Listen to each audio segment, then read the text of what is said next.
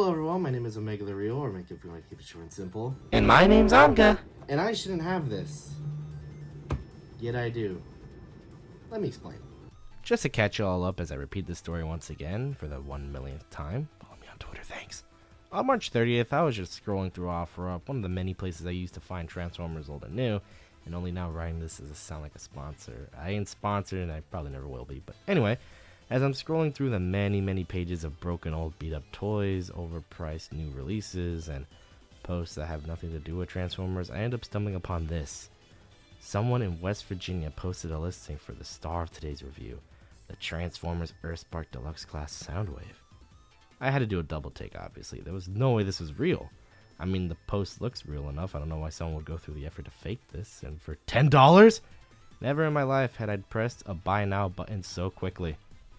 Waited 6 days for him to arrive from across the country, and now I have him in my hands. Must be my turn with the early toy stick. So what you're saying is that it's a complete miracle that you even have this guy, that you somehow were the only person in the world by chance to see that post and buy it that quickly? Yeah, it is. Soundwave here isn't released publicly anywhere. I checked. Amazon, Walmart, Target, all zip. Nobody else has posted about having him in hand either, so for the time being, I might be the only person online who actually has this toy in hand. Yeah, that's cool and all, but can you stop flexing the fact that you have it and just review the freaking thing? You know what? Yeah, you're right. I should stop talking. Let's just get on with it. Getting right to it, today we're going in depth for the very first review on the Transformers Earthspark Deluxe Class Soundwave. Let's get started. Starting off with the box first. The box? Seriously? I understand you want to be as in-depth as possible with this guy, but doesn't the box push that agenda a bit too much? I need to cover everything, alright, and that includes the box, even though the seller didn't understand the absolute significance of this figure and shipped it in a bag with no protection. I know I sound like a loser, don't remind me. The box here uses the new redesigned 2025 boxes Hasbro's been using for the Transformer line, but in white instead of the black you usually see with the Generation stuff. That's because this ain't Generations, it's more like the kids stuff, so no fancy black box for Soundwave. Or protective window either. Wow, they just left into the elements, huh? Cool CG renders on the back and sides, and who can forget the barcode? I know a ton of people are going to use this to hopefully track down Soundwave in stores, so go ahead and use this. I implore you to find him. Enough box talk, more Soundwave. Took you long enough. Almost had to take out my non-existent watch on my non-pulsable wrist. Details on Soundwave here are pretty fantastic. Being a deluxe class figure, some expectations are required when it comes to these guys, and I'm happy to say Soundwave meets them. He's got great detail all over him, if not a bit minimalistic in some parts. Like, yeah, the arms are a bit plain on the sides, but his chest and shoulders are packed with enough to make up for it. Just got a fangirl for a bit here, but god, I love this Soundwave design. Being the only other version of this character uses alt mode, and coincidentally, they kinda look alike. If I had a nickel for every time Soundwave turned into a bomber plane, I have 2 nickels, which isn't a lot, but it's weird that it happened twice. Fun fact, viewers, he was going to use this joke on how it was his second review on a figure he was the first in the world to make a review on, but that thought he was stroking his ego just a little bit too much, so he kept it out of the script. But does me saying it now mean it's still in the script? Shut up already. Details are to be expected with a deluxe class toy, as in it's pretty damn good. Cannot say the same for paint though. Not that it's bad or anything negative like that, more that it's just very selective when it comes to Soundwave here. And for the first time, that's actually a really good thing. The Earthspark line is specifically made for younger kids in mind. Despite Hasbro already knowing a large majority of their sales come from people who pay taxes, and even if at that. The minimal paint ensures whenever a kid decides to chuck Soundwave at a wall that they don't end up damaging his paint scheme. Lack of paint aside, where it is applied precisely and accordingly. That chest design and paint mixing together looks beautiful. Mwah. But oh, here it comes. Omega's most pointless complaint ever. the face ain't accurate. In the show, Soundwave doesn't actually have any silver on his face, it's just all blue. But without it, all that detail would absolutely get lost in the plastic. Besides, it gives him more of a G1 look, doesn't it? Because we need way more G1, right? The way all the blue, red, and gold mixed together look incredible, and with that pretty much summing up paint.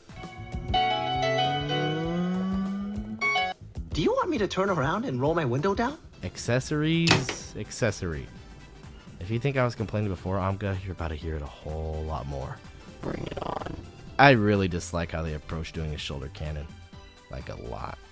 To begin with, the way it plugs into him is not secure at all, opting out of a 5mm peg and instead having a notch on his back to kind of hold the stupid thing in place. which does give the look you want, yeah, but start moving his shoulders around, this thing immediately pops out of there.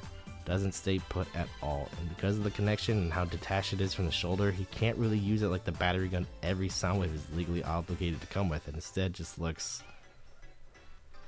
really stupid. Details and paint redeem it though, and the design is sick and fits with Soundwave's aesthetic, but jeez man, please next time just use a peg port. Articulation for wavy here has genuinely surprised me in a way I wasn't expecting, and saying wavy out loud sounds disgusting. I'm never saying that again.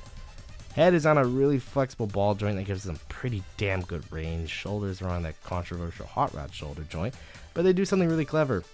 Combining both ball joints and pinch joints grants Soundwave to articulate his shoulders without them becoming irritating like on previous figures that have used this.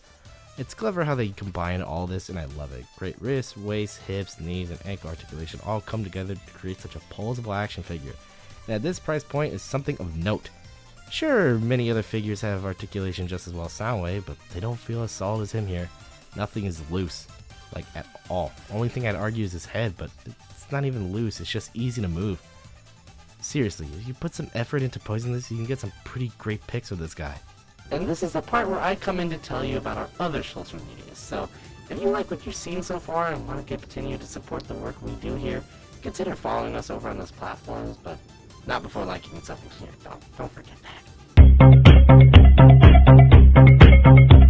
Soundwave's size is definitely going to let some people down though, because since Hasbro's Los Angeles team, who are the ones responsible for designing this line, are given extremely tiny budgets, they can only dream of getting their toys to Voyager scale.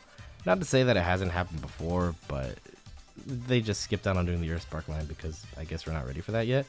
His head just reaches under 5 inches, which doesn't make him a tiny deluxe, but it ain't the biggest he could be either. In terms of this figure, however, size doesn't really matter in that case. Wonder how many of you have heard that before, because we haven't. Gets lonely here. He's still packed full of potential and play value. Just because Hasbro gypped us with only making this guy a deluxe does not mean he's bad at all, far from it. Although I have seen some replies on my Twitter about how an oversized KO of this toy would probably sell like hotcakes, and I fully agree with that. But for now, Miniwave will have to do. Welcome to the Tiny Club, buddy. We really don't do much here except wait for Omega to pick us up off a shelf every once in a while, so get used to waiting. This is most unpleasant. Huh? He gets to talk? How many of them could have answered back the whole time? Good morning. Oh, you're not working this week? I will. Transformation. Usually what we do around here is just talk about if it's fun or if it's complete doo-doo, but since we're in such a unique position with Soundwave here, we're going to be showcasing the full transformation for you.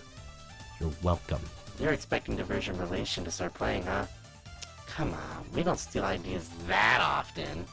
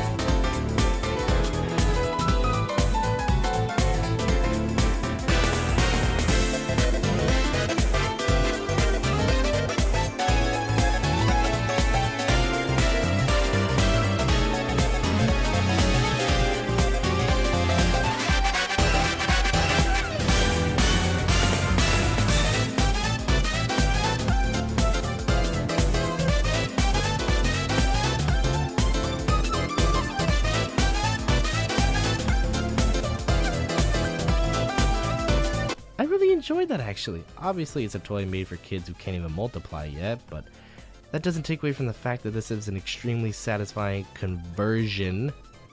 Ew. And the final result? A sick as hell stealth bomber plane. God, Earthspark definitely had the right idea to steal from Cybertron for this design, because this jet mode kicks ass. Paint is basically non-existent just like the rest of this toy, but the details aren't bad. A little lacking, but this is mainline we're talking about here.